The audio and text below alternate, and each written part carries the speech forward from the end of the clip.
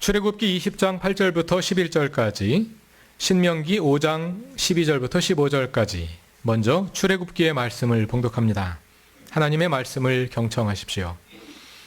안식일을 기억하여 그날을 거룩하게 지켜라. 너희는 엿새 동안 모든 일을 힘써 하여라. 그러나 일의 날은 주 너희 하나님의 안식일이니 너희는 어떤 일도 해서는 안 된다. 너희나 너희의 아들이나 딸이나 너희의 남종이나 여종만이 아니라 너희 집짐승이나 너희 집에 머무르는 나그네라도 일을 해서는 안 된다. 내가 엿새 동안 하늘과 땅과 바다와 그 안에 있는 모든 것을 만들고 일의 날에는 쉬었기 때문이다. 그러므로 나 주가 안식일을 복주고 그 날을 거룩하게 하였다. 이어서 신명기의 말씀을 봉독합니다. 신명기 5장 12절입니다. 너희는 안식일을 거룩하게 지켜라. 이것은 주 너희의 하나님이 너희에게 명한 것이다. 너희는 엿새 동안 모든 일을 힘써 하여라. 그러나 일의 날은 주 너희 하나님의 안식일이니 너희는 어떤 일도 해서는 안 된다. 너나 너의 아들이나 딸이나 너희의 남종이나 여종뿐 아니라 너희의 소나 나귀나 그 밖의 모든 집 짐승이나 너희의 집안에 머무는 식객이라도 일을 해서는 안 된다.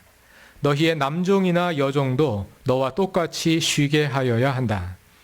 너희는 기억하여라. 너희가 이집트 땅에서 종살이를 하고 있을 때에 주 너희의 하나님이 강한 손과 편팔로 너희를 거기에서 이끌어내었으므로 주 너희의 하나님이 너희에게 안식을 지키라고 명한다. 아멘. 하나님께서 이 말씀을 통하여 우리에게 은혜 주시기를 원합니다.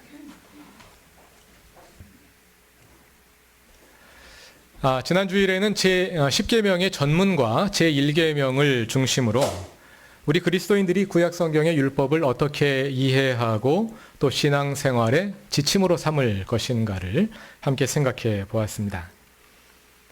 율법은 더 이상 우리를 의인과 죄인으로 나누는 기준이 될 수 없고, 그래서 우리는 율법이 주는 죄책감에 지배당해서는 안 되지만 예수 그리스도의 복음에 기초하여 다시 이해할 때 십계명과 율법은 우리의 삶이 하나님의 구원의 은혜에 대한 응답이라는 것을 보여주며 또 우리의 삶의 한 본보기로 사용될 수 있다고 말씀을 드렸습니다.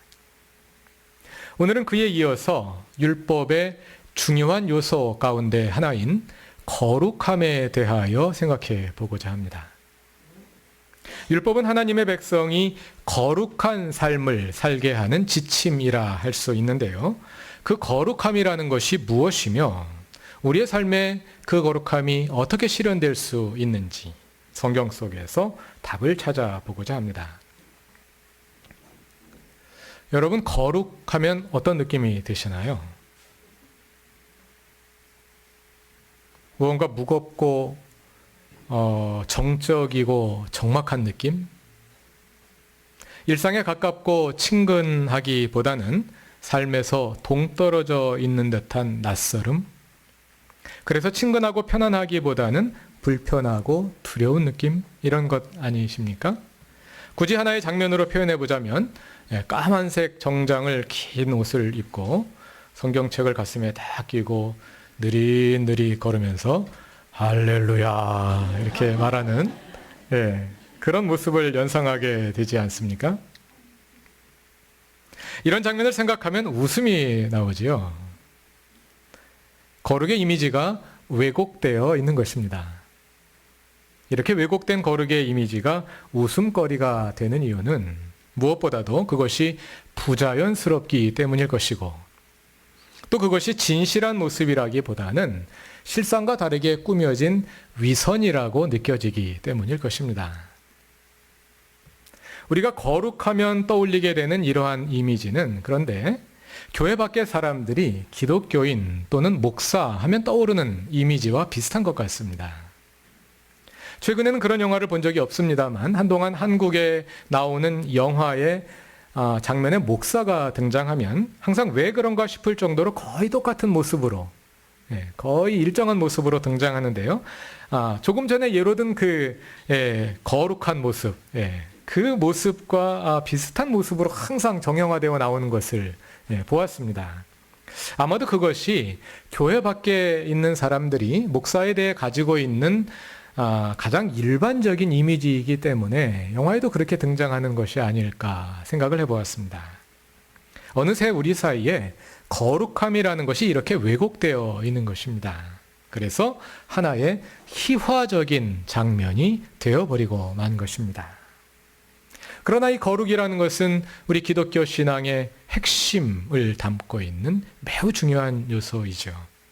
그리고 기독교인들의 이미지가 거룩이라는 거룩의 이미지와 함께 왜곡되어 있다는 사실은 한국교회를 새롭게 하는 일이 거룩의 의미를 바로 세우는 일과 직결되어 있음을 보여주는 것이라 하겠습니다. 그럼 거룩이 무엇인지 성경에서 찾아보기로 합시다. 우리가 오늘 10계명 가운데 안식의 계명을 담은 출애굽기와 신명기의 말씀을 함께 읽었는데요. 먼저 출애굽기 20장을 살펴보겠습니다. 10계명에서 거룩이라는 말이 나오는 것은 넷째 계명, 즉 안식일을 기억하여 거룩하게 지키라는 계명입니다. 10계명의 처음 4계명은 하나님에 관한 것입니다. 첫 번째, 하나님 외에 다른 신을 섬기지 말라. 두 번째, 우상을 만들지 말라. 세 번째, 하나님의 이름을 함부로 부르지 말라. 이렇게 하나님에 대한 계명이 이어집니다만 거기에 거룩이라는 말이 한 번도 등장하지 않습니다. 그런데 재미있게도 네 번째 안식의 계명에서 처음 거룩이라는 말이 등장합니다. 안식의 계명에 거룩이라는 말이 2번 나오는데요. 하나는 출애굽기 20장 8절입니다. 다 같이 8절 말씀을 읽어보겠습니다. 안식일을 기억하여 그날을 거룩하게 지켜라. 그리고 11절에 한 번 더 나옵니다. 11절을 다 같이 읽습니다. 내가 엿새 동안 하늘과 땅과 바다와 그 안에 있는 모든 것을 만들고 이렛 날에는 쉬었기 때문이다. 그러므로 나 주가 안식일을 복주고 그날을 거룩하게 하였다. 이 11절은 우리가 왜 안식일을 지켜야 하는지 그 근거를 설명해 줍니다. 하나님께서 천지를 창조하신 후에 7째 날에 쉬셨으므로 우리도 7째 날에 쉬어야 한다는 것입니다. 하나님께서 천지를 창조하신 후에 쉬시는 장면은 창세기 2장 3절에 나오는데요. 재미있게도 구약 성경에서 거룩이라는 말이 처음 나오는 것이 바로 그 창세기 2장 3절입니다. 천지 창조 후에 하나님께서 7째 날에 쉬시는 장면을 기술하면서 거룩이라는 말이 성경에 처음 등장하는 것입니다. 이렛 날에 하나님이 창조하시던 모든 일에서 손을 떼고 쉬셨으므로 하나님은 그날을 복되게 하시고 거룩하게 하셨다. 거룩이 쉼과 안식과 밀접하게 관련되어 있다는 것을 보여주는 것이죠. 이렇게 거룩이 쉼과 함께 등장한다는 것은 매우 의미심장합니다. 우리는 거룩하기 위해서 무엇을 해야 하는 것이 아닙니다. 앞에서 이루들었던 가슴에 성경책을 끼고 천천히 걸어다니는 모습을 보며 우리가 거부감을 느끼는 이유는 그것이 인위적이고 부자연스럽기 때문일 것입니다. 거룩의 이미지를 만들어내려고 하는 것이죠. 그러나 거룩은 만들어지지 않습니다. 성경은 우리가 거룩하기 위해서 무엇을 하라고 말하지 않습니다. 성경은 오히려 거룩하기 위해 아무것도 하지 말고 쉬라고 말합니다. 인위가 아니라 무위이고 부자연스러움이 아니라 자연스러움입니다. 무위자연입니다. 무위도식이 아니고요. 거룩이란 본질적으로 하나님의 속성입니다. 왜냐하면 본질적으로 거룩한 존재는 하나님밖에 없기 때문입니다. 하나님 외에 다른 존재들에게 예를 들어서 어떤 공간이나 어떤 물체나 또는 사람들에게 또는 어떤 날에 거룩이라는 말이 적용될 때 그 모든 거룩은 하나님의 거룩하심으로부터 파생된 것입니다. 다시 말하자면 하나님 외에 다른 존재가 거룩하다고 할 때 그것은 본질적으로 거룩한 것이 아니라 마치 달이 태양 빛을 받아서 빛나듯이 하나님의 거룩하심이 그 존재를 통해 드러나고 있는 것일 뿐입니다. 그것을 잘 보여주는 책이 레위기입니다. 레위기의 주제는 거룩입니다. 하나님께서 그의 백성에게 거룩할 것을 요구하시며 어떻게 그 거룩을 유지할지 가르쳐주는 책이 레위기이지요. 그런데 레위기 1장 1절을 보면 그 거룩의 원리가 무엇인지 엿볼 수 있습니다.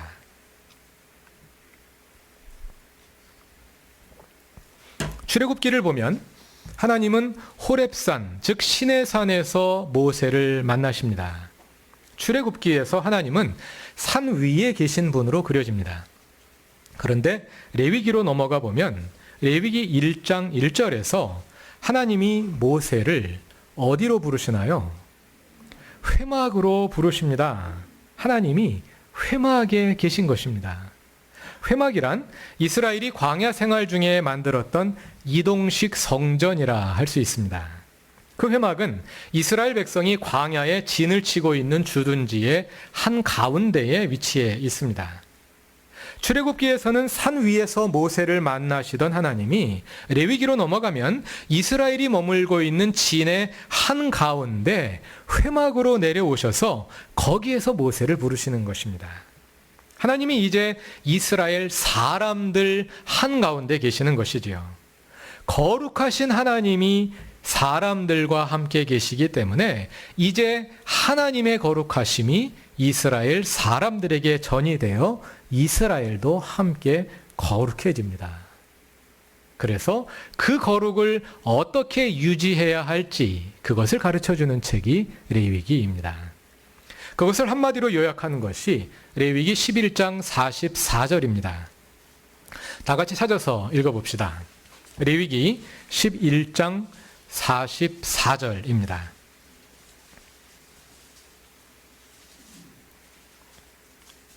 나는 주 너희의 하나님이다. 그러므로 너희는 몸을 구별하여 바쳐서 거룩한 사람이 되어야 한다. 내가 거룩하니 너희도 거룩하게 되어야 한다. 여기까지입니다. 내가 거룩하니 너희도 거룩하게 되어야 한다. 레위기 19장 2절과 20장 26절 등에도 비슷한 말씀이 나오고 또 그와 비슷한 말씀이 레위기에 여러 번 반복됩니다. 내가 거룩하니 너희도 거룩하게 되어야 한다. 잘못 읽으면 우리가 거룩하기 위해서 무슨 노력을 해야 한다는 뜻으로 오해될 수도 있는데요. 그런 뜻이 아닙니다. 왜냐하면 하나님 외에는 거룩한 존재가 아무것도 없기 때문에 또 노력을 통해서 거룩해질 수 있는 사람은 아무도 없기 때문에 우리가 거룩한다고 기를 쓰고 노력한다 그래서 우리가 거룩해지는 것이 아닙니다. 그것은 불가능한 일입니다. 하나님 외에는 아무도 거룩한 존재가 없습니다. 내가 거룩하니 너희도 거룩하라. 이 말은 거룩하신 하나님께서 우리 가운데 거하심으로 그 하나님의 거룩하심이 우리에게도 전이 되어서 우리도 거룩한 존재가 되었다는 뜻입니다. 그러므로 거룩한 존재답게 살아라. 그런 뜻입니다. 내가 거룩하니 너희도 거룩하라. 그것이 거룩하게 되어야 한다는 말의 의미입니다. 그런데 우리가 어떻게 거룩하게 될 수 있겠습니까? 우리가 거룩하고자 한다면 방법은 한 가지입니다. 그것은 우리 안에 계신 하나님이 드러나시게 하는 겁니다. 나는 감추어지고 하나님이 드러나게 하는 것입니다. 그것이 거룩함의 길입니다. 그러면 어떻게 해야 하나님이 드러나겠습니까? 나는 쉬고 하나님께서 일하시게 해야겠죠. 나는 쉬고 내 안에서 하나님께서 일하시게 될 때 나는 보이지 않고 하나님만 보이게 됩니다. 그럴 때 우리도 거룩해집니다. 하나님의 거룩함의 길, 그것은 우리의 쉼입니다. 그래서 안식이 거룩한 것입니다. 우리가 출애굽기 20장과 신명기 5장에 나오는 안식의 계명을 함께 살펴보고 있습니다. 두 본문을 비교해 보면요. 신명기가 출애굽기보다 안식일의 실천 범위를 조금 더 상세하게 기술해 놓은 것을 알 수 있고요. 그 가운데 신명기 5장 15절을 보면 우리가 왜 안식일을 지켜야 하는지에 대해서 출애굽기와는 다른 근거를 제시하고 있는 것을 볼 수 있습니다. 신명기 5장 15절을 또 찾아봅시다. 출애굽기에서 우리가 안식일을 지켜야 하는 근거는 무엇이었습니까? 하나님께서 천지 창조 후에 제7일에 쉬셨으므로 우리도 쉬어야 한다. 이것이 안식의 근거였죠. 그런데 신명기는 그 안식의 근거를 다른 내용을 제시합니다. 5장 15절을 다 같이 읽어보겠습니다. 너희는 기억하여라. 너희가 이집트 땅에서 종살이를 하고 있을 때에 주 너희의 하나님이 강한 손과 편팔로 너희를 거기에서 이끌어내었으므로 주 너희의 하나님이 너희에게 안식일을 지키라고 명한다. 잠깐 이야기의 범위를 조금 넓혀보겠습니다. 구약 성경의 두 중심 주제는 창조와 구원입니다. 구약 성경에서 하나님이 무엇을 하셨는가 하고 묻는다면 하나님은 이 세상을 창조하시고 그의 백성들을 구원하셨다. 이렇게 답할 수 있는 거죠. 그것이 구약 성경의 모든 내용을 요약한 것입니다. 하나님의 창조와 구원입니다. 구약 성경에서 하나님은 그의 백성을 여러 시대에 여러 가지 경우에 여러 가지 다른 모습으로 구원하셨습니다. 구원하신 일들이 다양한 구원 사건들이 구약 성경 속에 가득하게 담겨 있지요. 그런데 그 모든 구원 사건을 대표하는 구원 사건의 전형이라 부를 만한 사건이 하나 있습니다. 그것이 무엇일까요? 그것이 바로 출애굽입니다. 출애굽은 구약 성경에 담긴 모든 구원 역사의 전형이 되는 사건입니다. 그래서 사실은 그 이후에 이어지는 모든 구원 사건들이 사실은 출애굽에서 이루어지는 그 전형이 계속해서 다른 모습을 띠며 반복되는 것이라고 할 수 있습니다. 그래서 구약 성경을 읽어보면 이 창조와 출애굽이라는, 창조와 구원 또는 창조와 출애굽이라는 두 주제가 계속해서 그의 백성을 향한 하나님의 은혜를 대표하는 사건으로 기념되고 찬양되고 반복되는 것을 볼 수가 있습니다. 다시 십계명으로 돌아가 봅니다. 출애굽기와 신명기의 십계명은 안식의 근거를 서로 다르게 제시하는데요. 출애굽기가 제시하는 안식의 근거는 창조입니다. 하나님께서 천지를 창조하시고 일곱째 날에 쉬셨으므로 우리도 안식일에 쉬어야 한다는 것입니다. 그와 달리 신명기가 제시하는 안식의 근거는 구원입니다. 하나님께서 그의 백성을 파라오의 억압으로부터 구원하셨으므로 우리가 안식일에 쉬어야 한다는 것입니다. 이 둘 가운데 출애굽기가 제시하는 안식의 근거는 매우 명확하게 와서 닿습니다. 하나님께서 일곱째 날에 쉬셨으니까 너희도 일곱째 날에 쉬어라. 아주 명쾌하죠. 아주 단순하고 분명합니다. 그런데 신명기의 말씀은 금방 와닿지가 않습니다. 하나님께서 이집트에서 그의 백성을 이끌어내신 것과 우리가 안식일을 지키는 것이 무슨 관계가 있다는 뜻일까요? 재미있는 것은 신명기에서 안식의 근거를 제시하는 5장 15절이 십계명의 전문과 그 내용이 같다는 점입니다. 신명기 5장에서는 5장 6절이 십계명의 전문인데요. 나는 너희를 이집트 땅 종살이하던 집에서 이끌어낸 주 너희의 하나님이다. 십계명과 율법 전체의 근거를 담고 있는 말씀이죠. 그런데 안식일의 근거로 제시하는 5장 15절도 좀 길게 설명했지만 그것과 같은 내용입니다. 너희는 기억하여라. 너희가 이집트 땅에서 종살이를 하고 있을 때에 주 너희의 하나님이 강한 손과 편팔로 너희를 거기에서 이끌어내었으므로 주 너희의 하나님이 너희에게 안식일을 지키라고 명한다. 십계명의 전문은 십계명과 율법 전체의 근거인데 그 근거를 제시하는 십계명의 전문과 안식일의 근거가 같은 내용이라는 점은 안식일의 계명이 그만큼 중요하다는 것을 암시하는 것이겠죠. 그런데 하나님께서 이스라엘을 이집트에서 해방시켰다는 사실이 어떻게 안식의 근거가 되는 걸까요? 신명기 5장 15절을 어떻게 읽느냐에 따라서 그 질문에 두 가지로 답을 할 수가 있습니다. 하나는 주어에 초점을 두고 읽는 것이고 다른 하나는 수어에 초점을 두고 읽는 것입니다. 먼저 신명기 5장 15절을 주어에 초점을 두고 읽어봅시다. 다시 말하자면 이 일을 행한 주체가 누구인지 거기에 방점을 두고 읽는 것입니다. 너희는 기억하여라. 너희가 이집트 땅에서 종살이를 하고 있을 때에 주 너희의 하나님이, 누가요? 주 너희의 하나님이 강한 손과 편팔로 너희를 이끌어내셨으므로 주 너희의 하나님이 너희에게 안식일을 지키라고 명한다. 우리가 오늘까지 7주 동안 출애굽의 여정을 함께 밟아봤는데요. 이집트의 노예가 되어 파라오의 질서에 갇혀 있던 이스라엘 백성을 누가 이끌어내셨습니까? 하나님께서 하셨습니다. 그 과정에서 이스라엘은 무엇을 했습니까? 아무것도 한 일이 없습니다. 오직 하나님께서 하셨습니다. 그것을 말하는 것입니다. 누가 너희를 이집트에서 해방시켰느냐? 그럼 지금 이 광야에서 너희의 삶을 이끌고 있는 주체가 또한 누구이냐? 내가 아니냐? 전에도 내가 했고 지금도 내가 하고 있다. 그리고 앞으로도 내가 할 것이다.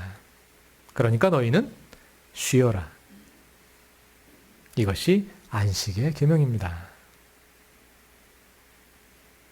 출애굽기는 안식의 근거를 창조에서 찾고 신명기는 안식일의 근거를 출애굽 사건에서 찾습니다만 사실은 두 개의 사건이 동일한 진리를 담고 있는 것입니다. 하나님께서 하셨다 이것입니다. 하나님께서 하셨다. 그리고 하나님께서 하시게 하라. 이것이 안식의 명령의 핵심입니다. 어떻게 할 때 진정한 안식이, 진정한 쉼이 우리의 삶에 있을 수 있겠습니까? 하나님께서 하시게 하십시오. 그럴 때 진정 쉼이 있을 것입니다. 그리고 그 쉼을 통해 우리가 거룩해질 것입니다.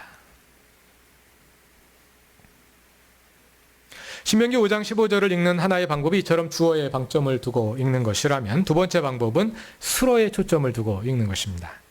그것은 하나님이 무슨 일을 하셨는지 거기에 주목하여 읽는 것이죠. 신명기 5장 15절에서 하나님이 무슨 일을 하셨습니까?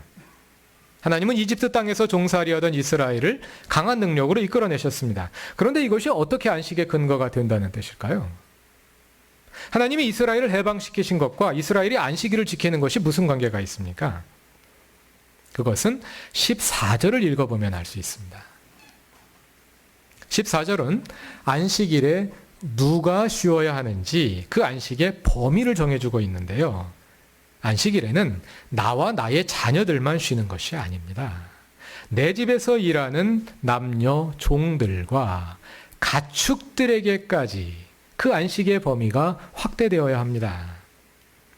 그러나 이렛날은 주 너희의 하나님의 안식일이니 너희는 어떤 일도 해서는 안 된다. 너나 너의 아들이나 딸이나 여기서 그치는 것이 아니라 너희의 남종이나 여종뿐 아니라 너희의 소나 나귀나 그 밖에 모든 집짐승이나 너희 집안에 머무는 식객이라도 일을 해서는 안 된다.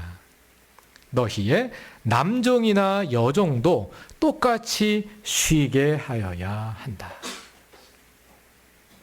신명기 5장 14절은 출애굽기 20장 10절을 거의 그대로 옮기면서 부분적으로 몇 구절을 더해 놓았는데요. 그렇게 함으로써 안식의 범위가 어디까지 포함되어야 하는지를 더 분명히 하고 강조하고 있습니다. 안식일은 그냥 쉬는 날이 아닙니다. 안식일은 쉬는 날일 뿐만이 아니라 쉬게 해주는 날입니다. 내가 쉬는 날일 뿐만 아니라 나의 영향 아래 있는 사람들까지 심지어는 가축들까지 쉬게 해주는 날입니다. 이것을 안식일의 사회적 성격 또는 공적 성격이라 할 수 있을 것입니다. 더 나아가면 친환경적 성격이라고도 말할 수 있겠지요. 안식의 근거를 설명하는 15절은 이렇게 단지 우리가 왜 쉬어야 하는지를 가르쳐 줄 뿐만 아니라 그 안식이 왜 사회적으로 확대되어야 하는지를 보여줍니다. 왜 안식일이 다른 사람들에게까지 그리고 가축들에게까지 확대되어야 합니까? 그것은 하나님께서 이스라엘을 이집트의 노예 상태로부터 해방시켜 주셨기 때문입니다. 내가 너희를 이집트로부터 해방시켜 주었으니 너희도 너희의 영향 아래 있는 사람들을 이 일로부터 해방시켜 주어라. 내가 너희를 해방시켜 주었으니 너희도 다른 사람들을 놓아주어라. 이것이 안식일의 계명이 의미하는 바입니다.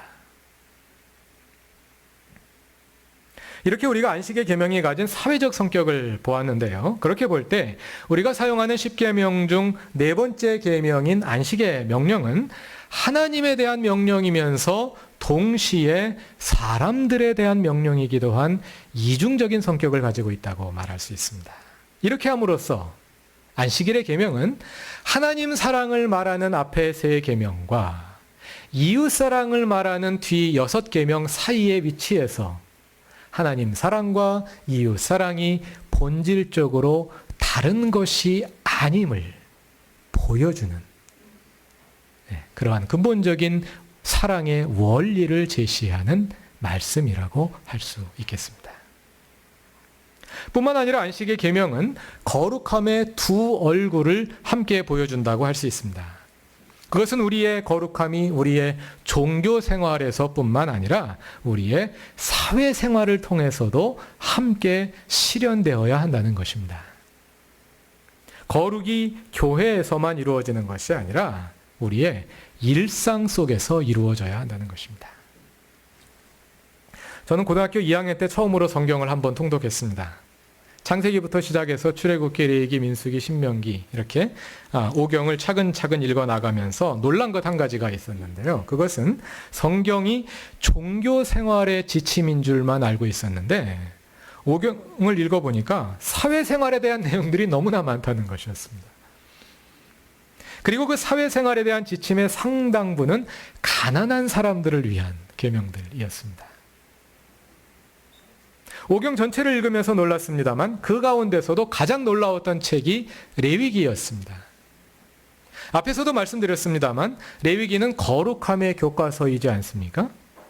레위기가 가르쳐주는 거룩의 길은 먼저 제사를 잘 드리고 스스로를 정결하게 보존하는 것입니다. 그래서 레위기에는 제사에 관한 규정들과 정결법에 관한 규정들이 많습니다. 정말 재미없는 내용이죠. 그래서 성경을 통독하려고 시작했던 대부분의 사람들이 레위기에서 좌절하고 끝나고 맙니다. 저도 그런 좌절감을 겨우겨우 이겨내면서 지루하지만 억지로 의무감으로 읽어나갔습니다. 그런데 19장을 넘어서면서 놀라운 사실을 발견했습니다.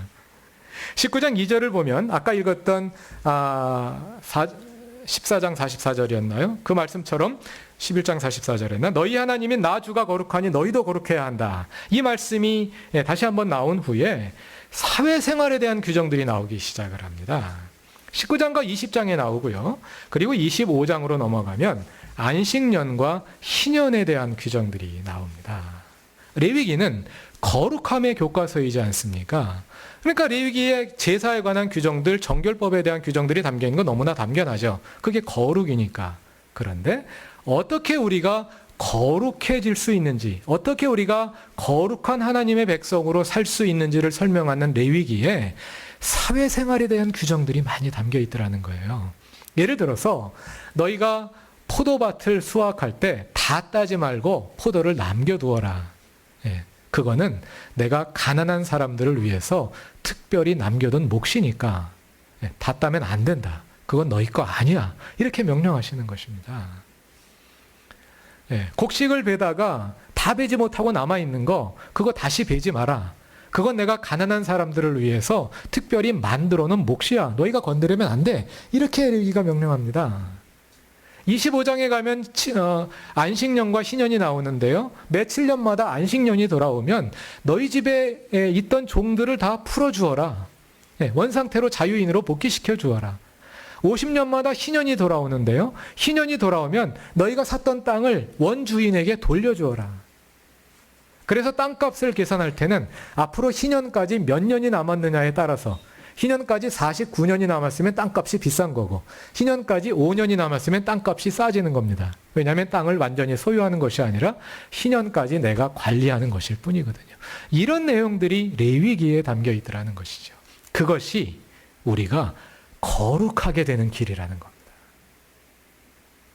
종교 생활을 통해서뿐만 아니라 우리의 사회적인 삶을 통해서 사회적인 실천을 통해서 우리가 거룩하게 된다는 것이죠. 이미 시간이 많이 지났기 때문에 더 자세히 살펴보지는 못합니다만 요지는 우리의 거룩함의 자리가 교회뿐만 아니라 일주간 일상의 삶이 거룩함의 자리가 되어야 한다는 것입니다. 오늘 함께 살펴본 안식의 계명이 가르쳐주는 바도 그와 같습니다. 말씀을 맺겠습니다. 그렇게 교회 교우 여러분, 우리는 성도입니다. 성도, 거룩한 무리입니다. 하나님께서 우리를 거룩하게 하셨습니다. 우리가 거룩한 이유는 하나님께서 우리 가운데 계시기 때문입니다. 그 하나님이 드러나고 우리는 감추어질 때 우리가 진정 거룩할 것입니다. 그 비결이 쉼에 있습니다. 쉬십시오. 그리고 여러분의 삶에서 하나님께서 일하게 하십시오. 그 쉼이 우리를 거룩하게 할 것입니다. 그렇다기 교회 공동체를 통해 그리고 우리의 일상의 삶을 통해 하나님께서 일하게 하심으로 나날이 성화되어가는 그렇다기 교회의 모든 성도들이 되시기를 바랍니다. 다 같이 기도드리겠습니다. 거룩하신 하나님, 하나님으로 인해 우리가 거룩한 무리가 되었습니다. 하나님의 거룩하심을 우리 가운데 이루셔서 우리의 삶이 참으로 거룩하게 하옵소서. 위선이나 부자연스러운 꾸며냄이 아니라 우리의 삶에 참된 안식이 있고 하나님께서 친히 일하심으로 말미암아 이루어지는 참된 거룩함이게 하옵소서. 그 거룩함이 우리의 교회 생활과 일상의 삶을 통해 실현되게 하옵소서. 거룩한 그루터기 교회가 되며 거룩한 성도들이 되게 하옵소서. 예수님의 이름으로 기도드립니다. 아멘.